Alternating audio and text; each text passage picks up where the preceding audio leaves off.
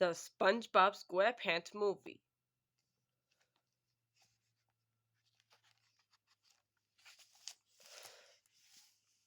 Chapter 6. Mr. Krabs was shaken in his shell. Then a bolt of lightning burst from King Neptune's staff and hit him in the backside.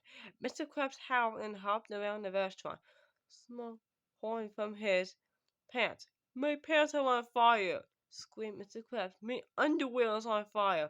I'm on fire! Mr. Krabs dived into a tub of water and put out the fire. As his bottom sizzled, he sighed with relief. King Neptune laughed. Then he aimed his trident once again. And now, you teen crabs, you will be punished, he declared. But before the king could unleash another lightning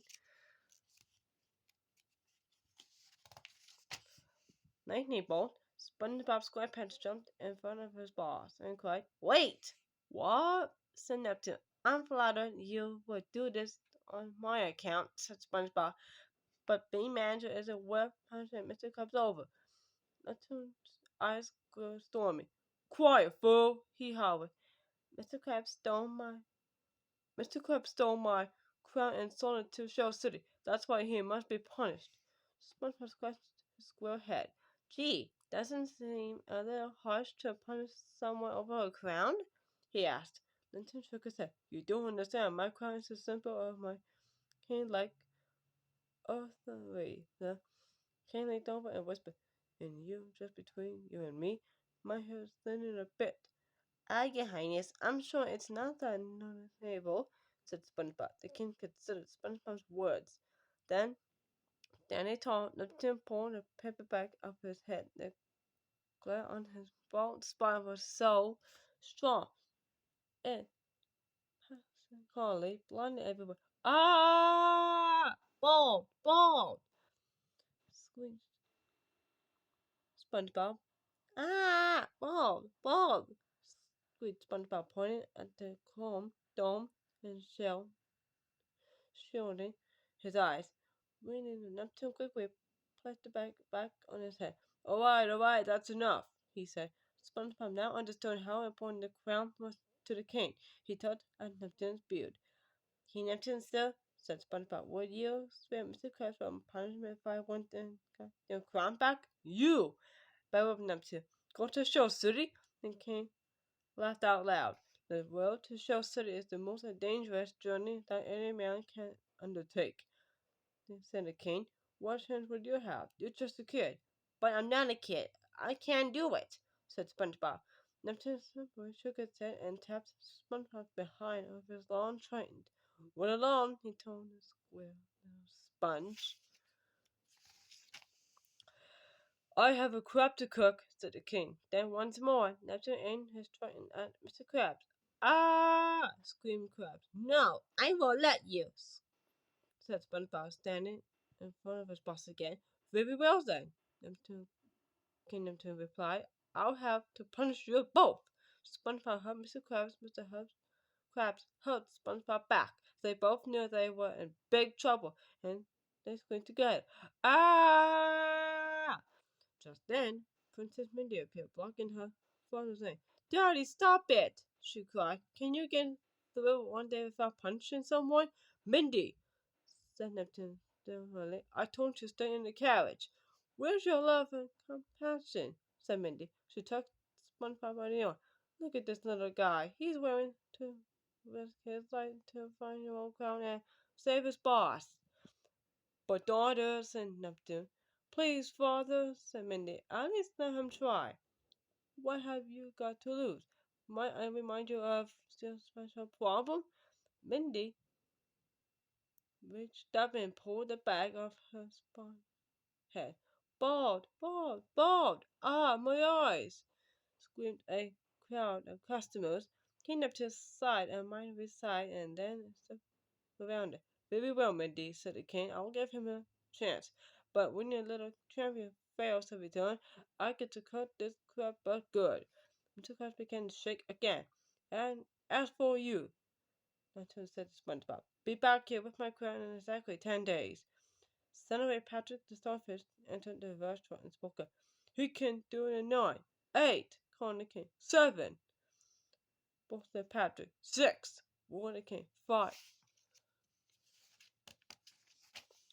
Before Patrick could say another word, Mr. Krabs and SpongeBob shouted, "Patrick!"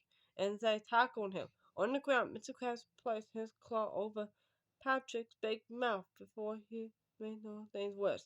6 it is, then, commanded the king. 5, said Patrick, but SpongeBob shot him. The king left his turn once again. Until then, the crab shall remain frozen where he stands. Mr. Krabs threw up his hands. "No, wait! I'm begging you!" But it was too late. An icy ray blasted out of Neptune, straightened, calling the Krusty Krab to tiny room. Said Squidward, who turned on the air conditioner. Then he spied Mr. Krabs. His boss was now encased in a block of ice. "Ah, Mr. Krabs!" said Squidward. He hurried to Mr. Krabs' side and patted on that ice that imprisoned him. "Oh no, this is terrible!" cried Squidward, holding his head in his tentacles. "Who's going to sign my paycheck? Come along, Mindy," commanded King Neptune. Then the mighty nudge under the sea turned on his heels and stormed out of the door. Mindy hurried over to speak with SpongeBob and Patrick. "Listen, you guys, the road to the show city is very dangerous. There are crooks, bullies, and monsters everywhere," she warned. SpongeBob's eyes went wide. Patrick just stared at Mindy, awestruck. He had never seen a mermaid before, let alone one so beautiful. And what's worse, added Mindy, there's a giant collapsed who guards outskirts of the city and sea creatures. Now SpongeBob was shaking. "Don't let him catch it, because if he does, take it back to his lair and he'll never be seen again." "She's pretty, SpongeBob," Patrick whispered. He was completely stunned by Mindy's beauty. "Here, take this," said Mindy. She handed SpongeBob a sack that was tied at the top. "What's in here?" SpongeBob asked. Before Mindy could reply, he peeked inside the bag. A huge wind blew out, nearly tearing SpongeBob's face off. It's a magical bag of wind," Mindy explained. "I stole it from my father." "You're hot," Patrick told the mermaid. Mindy ignored him. "Once you find a crab, open the bag of winds and you'll be blown back home." "Gee, thanks," said SpongeBob. "Mindy!" King Neptune yelled from the carriage. "Come along, time to go back to the castle." "I'm coming," she called. Then she faced the boys. "Good luck, SpongeBob." Mindy turned to go. "Wait!"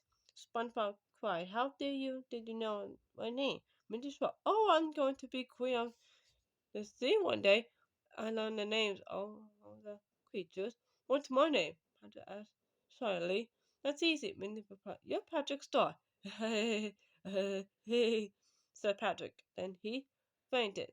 "Mindy!" the king roared. "I got to go," said Mindy. Then she smiled at them. "I believe in you guys." "Thanks, Mindy," called SpongeBob as the mermaid princess swam away. Now that the king and his daughter were gone, SpongeBob walked up to his frozen boss and told him, "Tell me, Mr. Krabs, Patrick, Squidward, and I passed," said Squidward. Patrick and I, hi," Patrick waved. "We are going to save you from Neptune's wrath. You've got nothing to worry about. Your life is in our hands."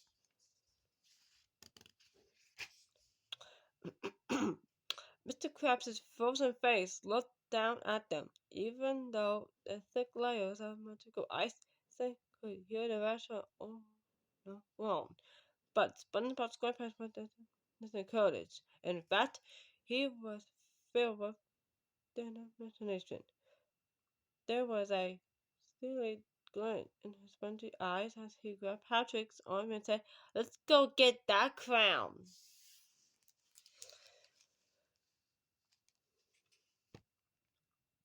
Stay tuned for chapter 7 coming up soon.